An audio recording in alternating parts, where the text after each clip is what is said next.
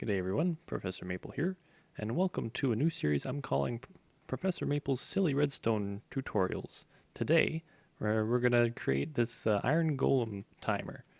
Now, there are all sorts of timers in the game, and all of them are probably better than this one.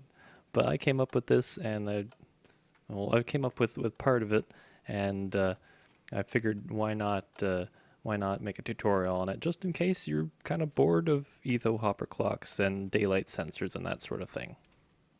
So I will just go on ahead and say first off that this design for the slime block launcher is by, as far as I can tell, it's by ChickenBitten, who had a neighboring plot on the Xisumaverse Plotworld Server back when it was running, to mine, and so I've used this design many times in my base on Maple's World. Take a look at that, link in the description to Maple's World in the description there. I've been trying to find ChickenBitten online through Twitter and Instagram and YouTube, and I can't find him. So if someone knows where to find him so that I can credit him properly, I'd like to be able to put that in the description too, preferably above my Maple's World link. But yeah, if someone can find that, that'd be great, because I can't find him anywhere to give him the proper credit. Right, so in my base there are these slime launchers that move me as the player from one part of my base to another, and the odd time I get mobs spawning in my base or migrating into my base, and they find these slime launchers and they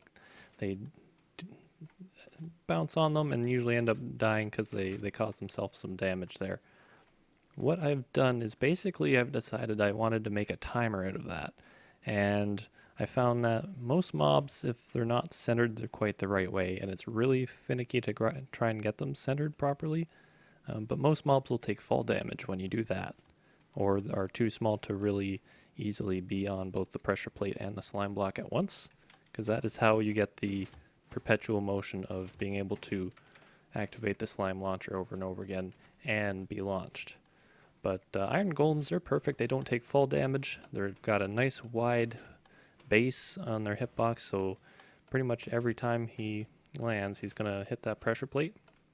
Now, just because of the way the slime block bounces him, it's not going to bounce him every time, but you know, we still get about 5 seconds between each activation of the our output, in this case just some redstone lamps, but you can hook it up to like a mob farm flushing system or whatever if you want. So we get about every 5 seconds activation from here, and it may differ depending on how easily you get to put the Iron Golem into the chamber here. And I should add, just before I forget, this will cause lag. The server or the single player world has to figure out all the trajectory of the bouncing of the golem, so don't build too many of these because it will probably lag your world out if you've got 5 billion of them. Alright, so everything you need is in the contents of this chest here. You will need a bunch of glass blocks or blocks of your choice. They could be solid blocks if you would like. You also need at least 5 non-sticky blocks. You need a sticky piston, you need 2 slime blocks, 3 half slabs, 4 full blocks for the redstone itself. We'll need a stone pressure plate. You could substitute it for a wooden pressure plate. Got 3 redstone dust, 1 repeater, 2 tripwire hooks, a piece of string, and if you don't have a readily available iron golem supply, you will need 4 blocks of iron and 1 carved pumpkin to create your iron golem for the timer. Alright, so out of respect for ChickenBitten, who I can't find, I'm going to not show you how to build the launcher part of this, but the rest of this will be good to go. I'll show you what the launcher looks like once it's built, and we'll kind of go from there. So we've got a 4-tick repeater there, we've got a pressure plate there, we've got non-sticking blocks around the 2 slime blocks, there's a sticky piston on the bottom, redstone dot there, and a full block there. Has to be a non-transparent block, of course, so that it can transmit signal. So on top of that, what we're going to do now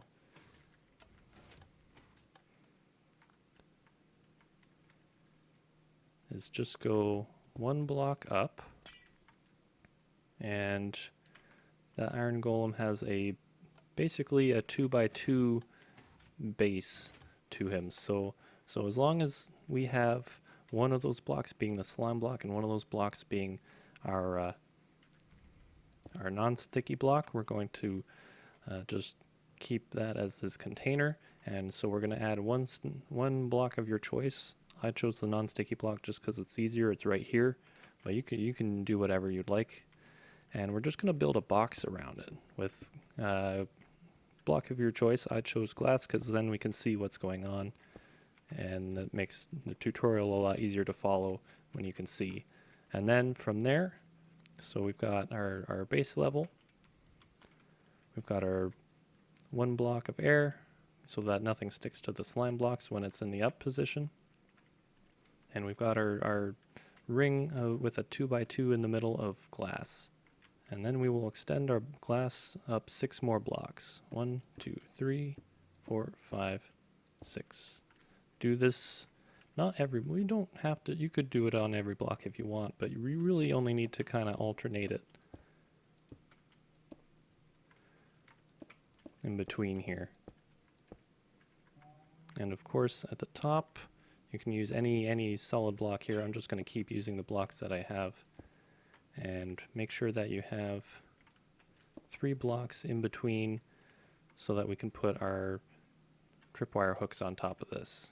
Okay, so the tripwire hooks just go right across the hole here, and you put some string in between them, and there you go. Now it's just a matter of putting your golem together. And I find leads are easiest to kind of drag them into the crevice here.